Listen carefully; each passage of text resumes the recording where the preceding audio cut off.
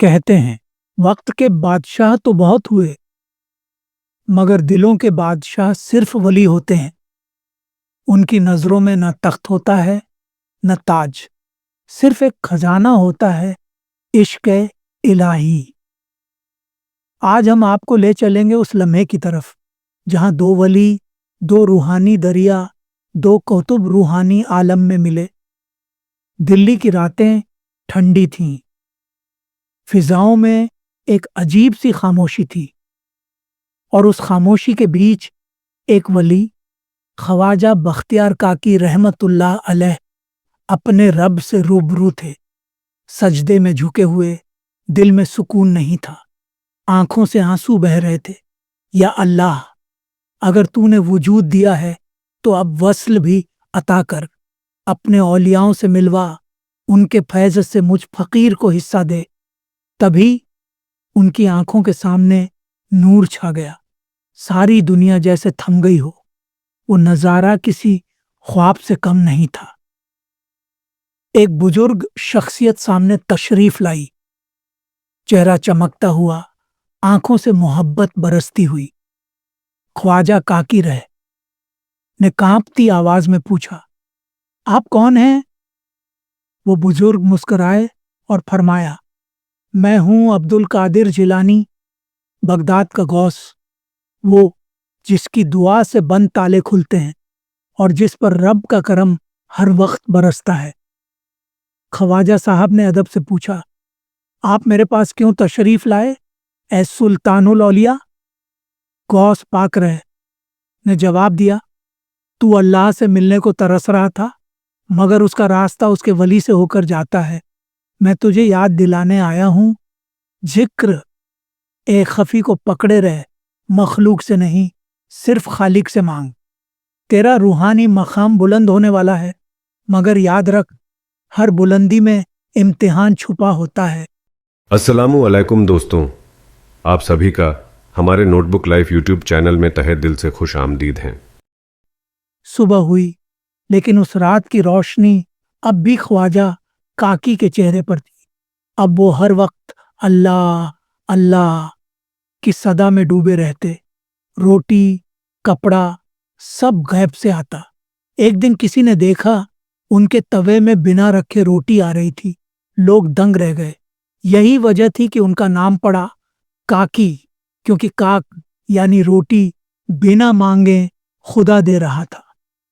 Baghdad میں بیٹھے غوث اعظم رہ نے بھی اپنے مریدوں سے کہا، ہند کی سرزمین پر ایک قطب ہے جو دل سے جڑا ہے، جس پر خدا کی خاص نظر ہے، اس کا نام ہے بختیار کاکی۔ سالوں بعد جب خواجہ کاکی رن کا وقت وصال آیا تو ان کی زبان پر صرف ایک ہی نام تھا، عبد القادر۔ عبد القادر۔ لوگوں نے کہا، آپ تو خواجہ معین الدین چشتی کے مرید ہیں، پھر غوث پاک کا نام کیوں لے رہے ہیں؟ خواجہ کاکی رہ کی آنکھوں میں آنسو تھے۔ انہوں نے دھیمی آواز میں کہا، اجمیر سے محبت ملی مگر بغداد سے نور۔ دل وہیں جھکتا ہے جہاں سے روح کو کرم ملا ہو۔ خواجہ بختیار کاکی رحمت اللہ علیہ اب پہلے جیسے نہیں رہے۔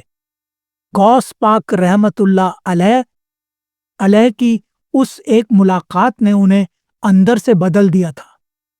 اب وہ زیادہ بولتے نہیں تھے، ذکر میں رہتے اور اکثر راتوں کو اکیلے میں سسکتے۔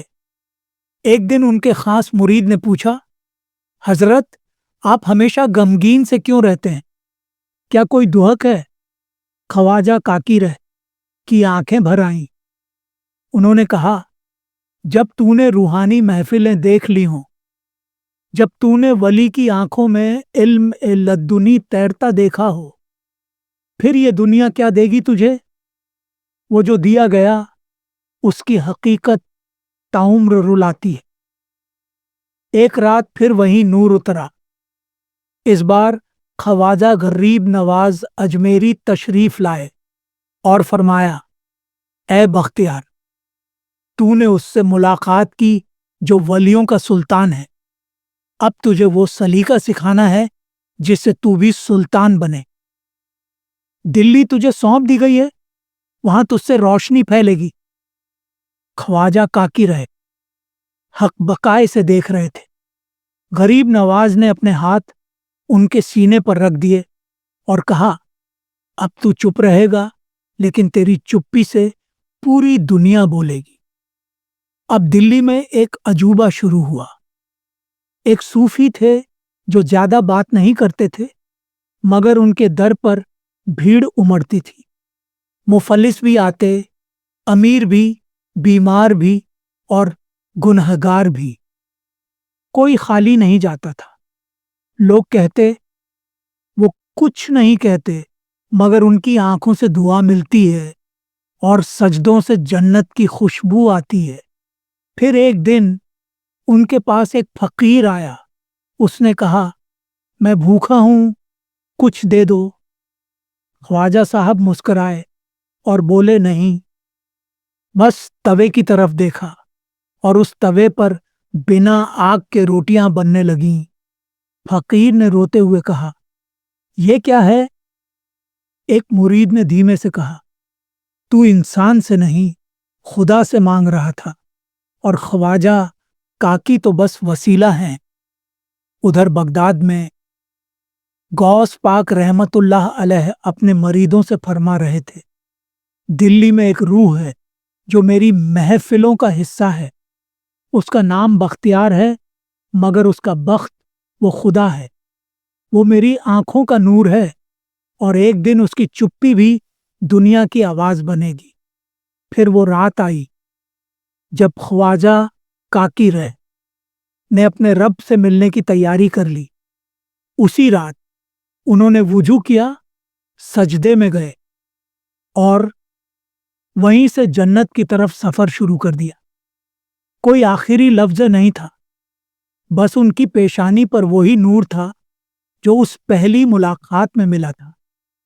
جب ان کی نماز جنازہ پڑھنے کی باری آئی تو ہر عالم، ہر ولی، ہر مفتی پیچھے ہٹ گیا۔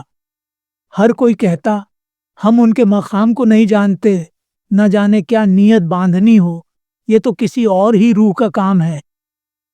اچانک ایک بزرگ سامنے آئے، چہرہ روشن، کپڑوں سے خوشبو آتی تھی۔ کہا، میں عبد القادر ہوں، یہ میری امانت تھی اور اب اسے خدا کے حوالے کرنے آیا ہوں۔